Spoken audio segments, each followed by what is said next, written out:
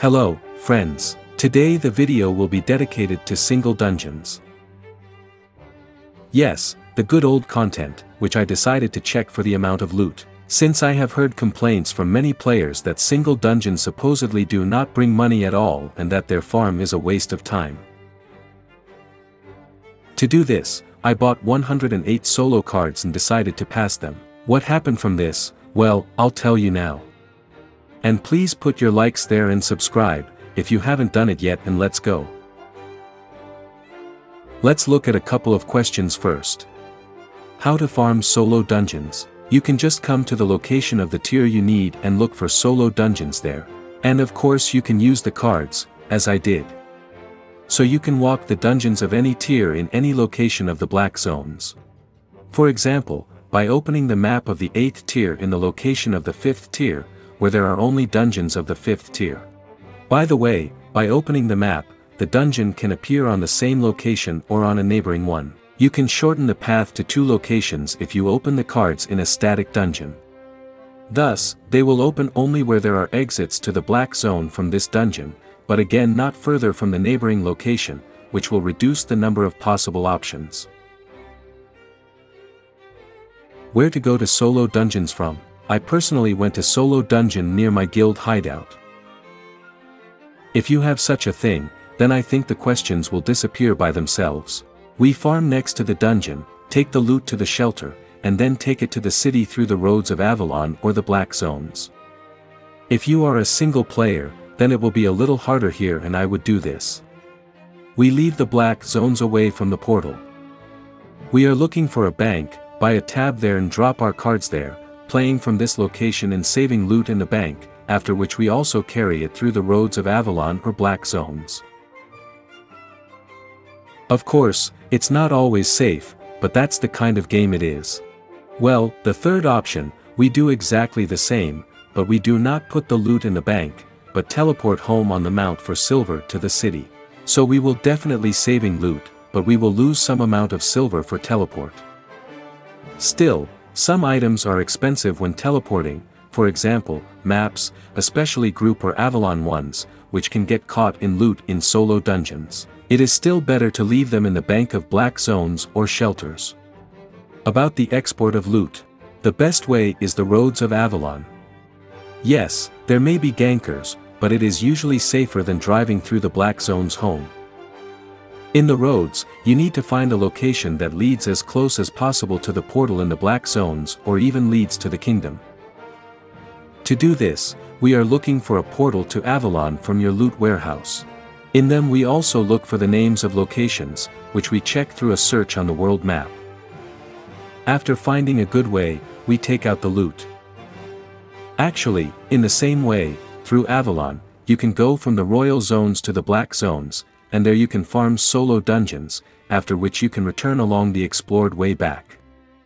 And if you are lucky, you will be able to find a place in Avalon with shelters and, depending on the level of the location, which is indicated at the entrance to the portal with circles on the floor, 6 dots, which means the 6th tier.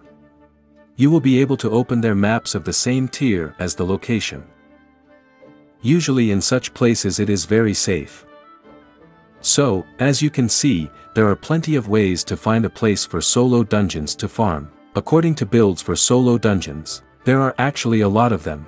This is a light crossbow, a battle axe, a spirit hunter, and much more. Solo dungeons is a fairly simple PvE content and a lot of things will cope with it. By the way, you can subscribe to the channel and like it. But personally, I stopped at this kind of assembly. This is a Druid or nature staff. It is very simple and effective. With my item power of almost 1500, I managed to close 6 solo dungeons per hour in such a chill mode. For this, I like Druid, that you don't have to worry about it, just relax, farm. In my opinion, this is what you need when you go through solo dungeons. Actually, the build itself. On a nature staff, we take a first skill, Thorn Growth, put bushes that cause damage and buffs our usual attacks. Just poke the bush, give the usual attack and then put the following, since the damage from them does not stack.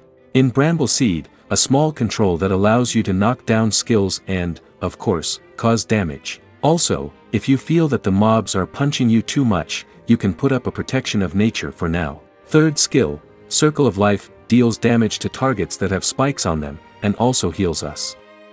In general, you can use a druid staff, the seed will just heal us. Here, in my opinion, it does not matter which staff to use. Passivity of energy, in order to regenerate mana.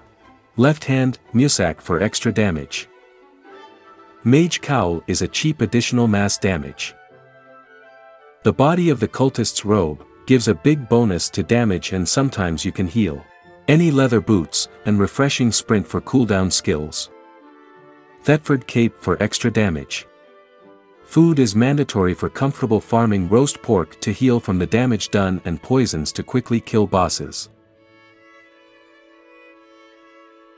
In general, all the questions seem to have been sorted out, so let's get down to my curve statistics and the amount of stuff for a 100 solo dungeon maps of the 8th tier. The purchase of cards cost me 4.5 million silver, but all this money is calmly repelled from the killed mobs, so they do not affect the cost of loot. And the statistics are crooked, because I'm a beer monster and didn't always record all the data accurately. Well, what kind of author, such a video, right? So, for all the time I came across 3 golden chests, 2 of which are the final ones. On average, 500,000 of them fell out. There were also 19 purple final chests. The average loot was 200,000 from each. The most expensive is a little more than 1 million, it was just on the stream. At the same time, there were about 15 passing epic chests with loot on average 150,000. The most expensive was 1 million. All the other blue chests from the finals brought an average of 70,000, but the most expensive was more than 1.5 million with 6 to 4 armor.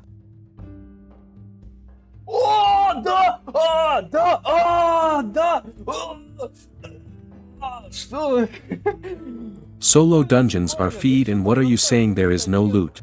A total of 100 solo dungeons came out with an amount of 24.7 million silver, that is, 247,000 from one solo dungeon on average, which is actually very good. Loot is in solo dungeons. The thing is that you need to pass them as much as possible, since a chest, even a rare one, does not give a 100% chance that you will get a lot of loot. This only means that you have a chance of getting some expensive item, and the more you open these chests, the more likely you are to find something delicious. Therefore, to farm solo dungeons, you need to maximize their speed of passage. For example, I had 6 solo dungeons per hour, which means that I farmed almost 1.5 million silver per hour. In general, solo dungeons are normal, loot is there, you just need to farm. This is my verdict on this topic. And what do you think? Of course, write in the comments, whether the solo dungeons are feed or not. That's actually all, that's the kind of lazy content I brought you today. Yes, well, sometimes it's possible, it's not always possible to make videos for 20 minutes, right? In general, put likes, subscribe to the channel, go to the Discord and Telegram, also look at Twitch, where I stream sometimes, not only Albion online, and run to the second channel with cuts, too.